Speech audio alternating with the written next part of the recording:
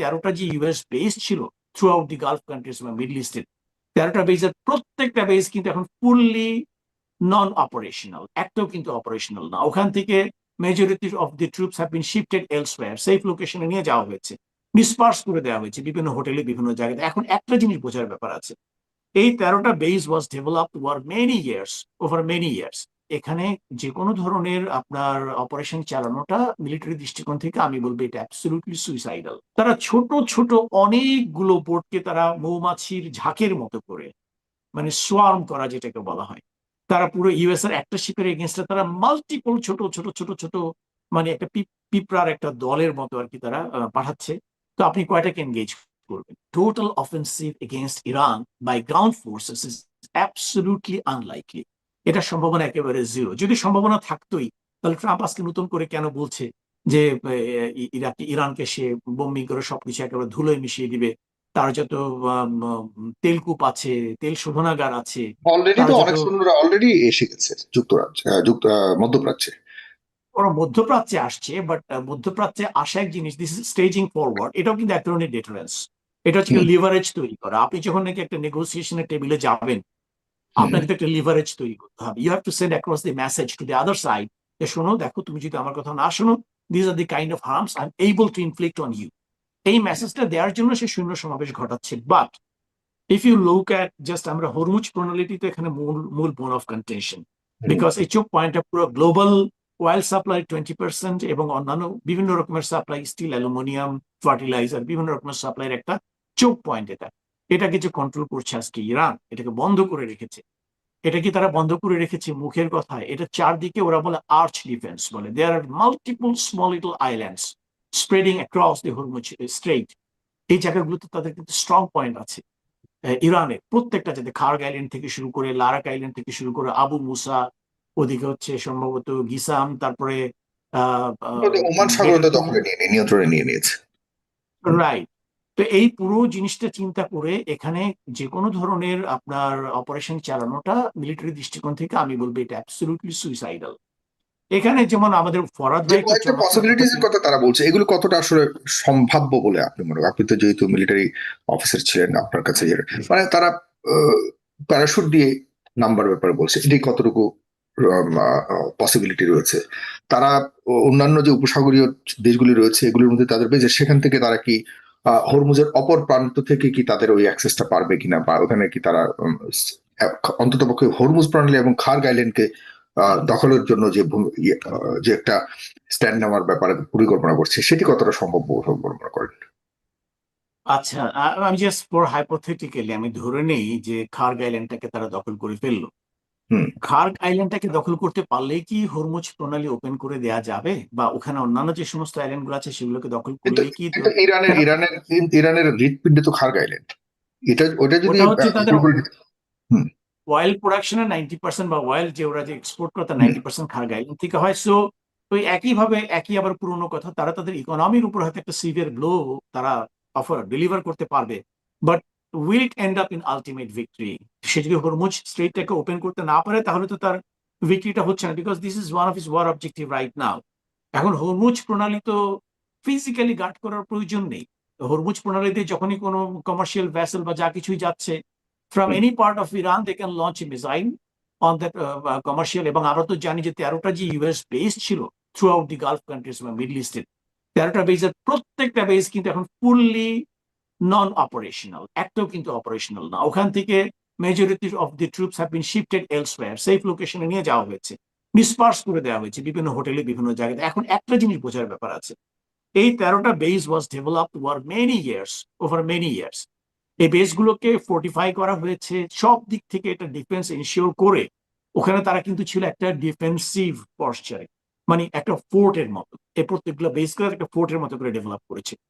13টা base যেগুলো দীর্ঘদিন ধরে তারা এখানে গড়ে তুলেছে with all the defence mechanism, সেগুলো যদি ইরানের মিসাইল অ্যাটাকের এগেনস্টে টিকে থাকতে না পারে, তাহলে আপনি উড়ে এসে হঠাৎ খার্গ আইল্যান্ডে এসে কিছু ট্রুপস নামিয়ে দিলেন, how long they can sustain? এটাও কি চিন্তা করার বিষয়? আপনি নামিয়ে দিলেন খার্গ আইল্যান্ডে। আমি তো মনে করি খার্গ আইল্যান্ডে যেটা করবে ইরান, তারা কিন্তু ওখানে ফিজিক্যাল ট্রুপস খুব একটা প্রেজেন্স রাখবে না। তারা মোস্টলি বুবি ট্র্যাপ, তারপর বিভিন্ন ধরনের যে ট্র্যাপ যেগুলো আছে এই জিনিসগুলো কি তারা ওখানে করে রাখবে, মাইনিং টাইনিং যাতে করে troops, হ্যাঁ, যে ওখানে ল্যান্ডিং করার সাথে সাথে যাতে ব্যাপক একটা ইয়ে শুরু হয়ে যায়, আপনার ধ্বংসযজ্ঞ শুরু হয়ে যায়। এটা প্লাস আমরা এটাকে বলি যে রেকর্ডেড টার্গেটস বলে থেকে আমরা আর্টিলারি ভাষাতে, Kharg island is well, or যে কোঅর্ডিনেটস বা সবকিছু well recorded by all the Iranian missile launchers. So আর কয়েকটা মিসাইল সেলভ ওখানে ছুড়ে দিলেই কিন্তু ওরা যারাই ওখানে ল্যান্ড করবে তারা হয়তো ওই পর্যন্ত ওয়েট করবে, let them land and then they delivers the blow. So এটা খুব একটা তো definitely pragmatic mean option. Time তো তারা ইরানরাও তো প্রস্তুতি নিচ্ছে যে যদি শত্রু আসে অবশ্যই তাহলে নিচ্ছে। কি করতে হবে। আরেকটা বিষয় হলো সর্বশেষ যেটি বলেছেন ট্রাম্প, যে আমরা যদি নাও পারি তাহলে এই কয়েকটা স্থাপনাকে সম্পূর্ণভাবে ধ্বংস করে আমরা ফিরে আসবো। ধ্বংস করলে পরে তাহলে সেখানে এর পরে আফটার ম্যাথ ইয়ে করার মতো, এফোর্ড করবার মতো সেই শক্তি ট্রাম্প খোদ আমেরিকার আছে কিনা। রাইট, আপনি যেটা খুব ইম্পর্ট্যান্ট একটা কথাও বললেন যে এই যে এটা হচ্ছে ট্রাম্পের একটা সর্ট অফ, যেটা বলবো যে মাইন্ডলেস, আমি গতকাল বুঝি is a mindless fanatic sort of thing. যে আপনি একটা যুদ্ধ করেন তো টু সিকিউর সার্টেন অবজেক্টিভস, আপনার কিছু অভিষ্ট লক্ষ্য থাকে। একটা দেশকে পুরোপুরি রুইন করে দিয়ে বা যে সমস্ত খার গাইলেন বা যে সমস্ত স্থাপনার কথা বললেন এগুলোকে ধ্বংস করে দিয়ে you you have a sort of false sense of victory, যে আমি জয়লাভ করেছি, কি আমি অনেক লোক মেরে ফেলেছি। আমি কিভাবে জয়লাভ করেছি? আমাদের সব স্থাপনা ধ্বংস করে দিয়েছি। বাট আমি কি তার ওয়ার ফাইটিং অ্যাবিলিটিটাকে ডিস্ট্রয় করতে পেরেছি? যদি না পেরে থাকি তাহলে তো আমার অবজেক্টিভ অ্যাচিভ হলো না। আমি কি হরমুজকে ওপেন করতে পেরেছি? যদি না পেরে থাকি তাহলে তো আমার অবজেক্টিভ অ্যাচিভ হলো না। সো যদি খারগেলেন বা অন্যান্য কোনো কিছুর উপর সে অ্যাটাক করেও থাকে, ওই ধরনের একটা আলটিমেট ব্লো যদি সে ডেলিভার করে, যেখানে ইরানের ইকোনমির উপর একটা সিভিয়ার একটা কি বলবো একটা কনসিকুয়েন্স চলে আসবে, তো সেই ক্ষেত্রে আমার প্রশ্ন, Iran any better economically even before the start of the war? তাদেরকে স্যাংশন দিয়ে নানাভাবে কি যুক্তরাষ্ট্র চেষ্টা করেনি দীর্ঘদিন ধরে তাদের ওয়ার ইকোনমিকে পুরোপুরি ডিস্ট্রয় করে দেওয়ার? বাট তারা তো পারেনি। সো আজকে নতুন করে সে কি করবে? আলটিমেটলি যেটা হবে, এটা it has be turn into ego war. আমি বলি এটা ট্রাম্পের একটা ইগো ওয়ারে পরিণত হয়েছে। বেসিক্যালি হি তো আলফা মেইল বলা হয় না, সে সব জায়গাতে হচ্ছে সেলিব্রিটি টাইপের একটা ইয়ে, সে এখান থেকে হেরে গেছে এটাকে স্বীকার করতে চাবে না। But actually he has been defeated already, say already defeated. Because সবচেয়ে বড় কথা যেটা, তার সমস্ত অ্যালাইরা তাকে ছেড়ে চলে গেছে, দেশের ভিতরে সব সমর্থন তার এগেনস্টে চলে গেছে, দুদিন পরে কংগ্রেসে হয়তো তার এগেনস্টে বিল উঠবে। On the other hand he has not achieved anything so far. So আমার মনে হয় যে এটা যদি সে ওই অ্যাটেম্প্ট নিয়েও থাকে, এটা ইরানের ওয়ার ফাইটিং অ্যাবিলিটিকে সিভিয়ারলি ইম্পেয়ার করতে পারবে বলে আমি মনে করি না। So this is not the solution, this is not the solution. Trump is still working on the এরপরে রং যে রং। আফটার ম্যাথ, এই যে ইরানের তেলের তো সারা বিশ্বেই সরবরাহ করা হয় এই খার্গ আইল্যান্ড অবশ্যই। দিয়ে। এরপরে ডেফিনেটলি ইরানও ছাড় দিবে না। ইরানও দেখা যাচ্ছে যে আশপাশে যে, এবং হুতিরা সামনে চলে আসবে, হুতিরা দখল করবে রেড সি, এদিকে ওমান সাগর দখলে চলে আসবে, মানে আন্তর্জাতিক অন্যান্য রুটও বন্ধ হয়ে যাবে বা ইরানের নিয়ন্ত্রণ যদি এখানে এই স্থাপনাগুলোকে ধ্বংস করা হয় আমি বলছি, তখন কি সারা বিশ্ব সাফার করবে না? এর জন্য কি সারা বিশ্ব আমেরিকাকে দায়ী দিবে, দায়ী করবে না?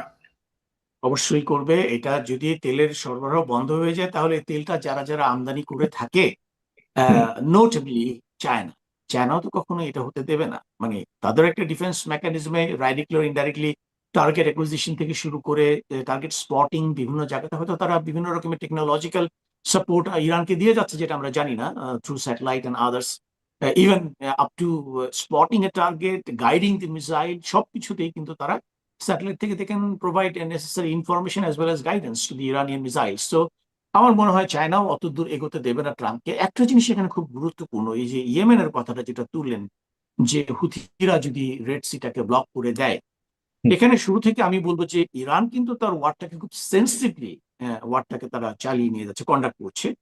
প্রথমেই আমরা একটুখানি হাইলাইট করবো যে অ্যাসিমেট্রিক ওয়ার, যেটা একটু ফরাদ ভাই কিছুটা হাইলাইট করলেন, আপনি এটাকে ডিসঅ্যাগ্রি করলেন যে it has become a symmetric war. Well, in literally it has turn into symmetric war. Asymmetric ওয়ারিয়াররা যেটা করে, অ্যাসিমেট্রিক ওয়ারিয়াররা ফার্স্টে যেটা করে, ওরা কতগুলো জিনিস করে। প্রথমত হচ্ছে যে আহ, যে শক্তিশালী দেশ, তো আমি তো তাকে কাউন্টার করতে পারছি না, so what can I do? আমি তখন কি করব? আমি তার শক্তির এগেনস্টে না গিয়ে তার দুর্বলতাকে টার্গেট করার চেষ্টা করব। সেটা কিরকম? আমরা এটাকে বলে থাকি hitting where it hurts most, মানে hitting at the soft underbelly, মানে তলপেটে আঘাত করো। এটাকে বলা হয়তো অ্যাসিমেট্রিক ওয়ারফেয়ার টেকনিকে। যে তুমি, সে তোমাকে বক্সিং মারছে, so what you can do, you select the most vulnerable place, সেই জায়গাতে অ্যাটাক করো। দ্বিতীয় হচ্ছে যেটাকে সোয়ার্মিং ট্যাকটিক্স বলা হয়ে থাকে। যেমন আমরা ইরানের মিসাইল লঞ্চিং এর ক্ষেত্রে দেখলাম, প্লাস যে মিসাইল বোর্ড যেগুলো তারা ব্যবহার করছে স্টেট অফ হরমুজে, সেখানেও দেখলাম তারা ছোট ছোট অনেকগুলো বোর্ডকে তারা মৌমাছির ঝাঁকের মতো করে, মানে সোয়ার্ম করা যেটাকে বলা হয়, তারা পুরো ইউএস এর একটা শিপের এগেনস্টে তারা মাল্টিপল ছোট ছোট ছোট ছোট, মানে একটা পিঁপড়ার একটা দলের মতো আর কি তারা পাঠাচ্ছে। তো আপনি কয়টাকে এনগেজ করবেন? সে যখন একটা ক্লাস্টার বোমা ফেলছে, যে ইন্টারসেপ্টর গুলো কয়টা ক্লাস্টারকে এনগেজ করবে? So this is a swarming tactics which Iran is playing very well. এটা একটা খুব ভালো খেলছে। আর আরেকটা জিনিস বলা হয়ে থাকে, যারা উইক, যারা মিলিটারি যেটাকে বলে আর্সেনাল যাদের কম্পারেটিভলি কম বা লেস ডেভেলপ, তারা আরেকটা কাজ করে থাকে, সেটাকে বলে ড্রয়িং দি ফাউল টেকনিক। মানে আপনি আপনার শক্তিশালী প্রতিপক্ষকে ফাউল করার জন্য প্রভোগ করবেন, যেটা অলরেডি ইরান সাকসেসফুলি করতে পেরেছে বলে আমার ধারণা। যেমন ইউএসএ, মার্কিন যুক্তরাষ্ট্র কিন্তু অনেকগুলো ফাউল প্লে করেছে, এটা আমরা জানি। যেমন প্রথমত তারা শুরুই করলো একটা বাচ্চাদের স্কুলের উপরে অ্যাটাক করে, ধীরে ধীরে এখন তারা ইউনিভার্সিটি পর্যন্ত অ্যাটাক করছে। This are definitely war crimes, এগুলো কিন্তু অবশ্যই যুদ্ধাপরাধ, এগুলো সিভিয়ার ওয়ার ক্রাইম। যে কোনো লজ অফ আর্ম কনফ্লিক্টের মানদণ্ডে যুদ্ধের কতগুলো নিয়ম নীতিমালা থাকে, there are some certain rules of war, কোনো মানদণ্ডে কিন্তু এই জিনিসগুলো অ্যাকসেপ্টেবল না। তো আজকে মার্কিন যুক্তরাষ্ট্র যে এতগুলো ফাউল করলো, এটাও কিন্তু indirectly the popular sentiment of the global opinion has tilted in favor of Iran. সো এভাবে একটার পর একটা ভুল করেই যাচ্ছে ইউএসএ। আর on the other hand, Iran কিন্তু যতগুলো অ্যাটাক করেছে, everything had been retaliatory attack. তারা কিন্তু কোনোখানেই নিজে থেকে আগ বাড়িয়ে কোনো সিভিলিয়ান টার্গেট বা কোনো অয়েল স্থাপনা, তেল কূপ কিংবা কোনো অয়েল রিফাইনারি কোনোখানে তারা অ্যাটাক করেনি। তারা প্রতিটা করেছে tit for tat, tit for tat. যখন ইউএস পক্ষ যখন কোন একটা অ্যাটাক করেছে কোন একটা অয়েল রিফাইনারির উপরে, they have responded by attacking the oil refineries of all the Gulf countries. USA যখন নাকি কোন একটা স্টিল প্ল্যান্টে অ্যাটাক করেছে, ওরাও রিক্রিয়েট করেছে ঠিক স্টিল প্ল্যান্টের উপরে। এটাকে আবার ধর্মীয় ভাষায় কিসাস যেটাকে বলা হয়, যে এক্স্যাক্টলি তুমি অতটুকুই কনফ্লিক্ট, অতটুকুই হার্ম তার উপর ইনফ্লিক্ট করবো যতটুকু তোমার উপর করা হয়েছে, তার চেয়ে বেশি বা কম না। জি। তো ইরান এই দিক থেকে ওদের গেম প্ল্যানটা আমি বলবো, বা ওদের ওয়ার প্ল্যানটা, it's outstanding. Anyway, I have talked a lot, I would like to now give this to না, বড় থ্যাংক ইউ ভাই। So much for now.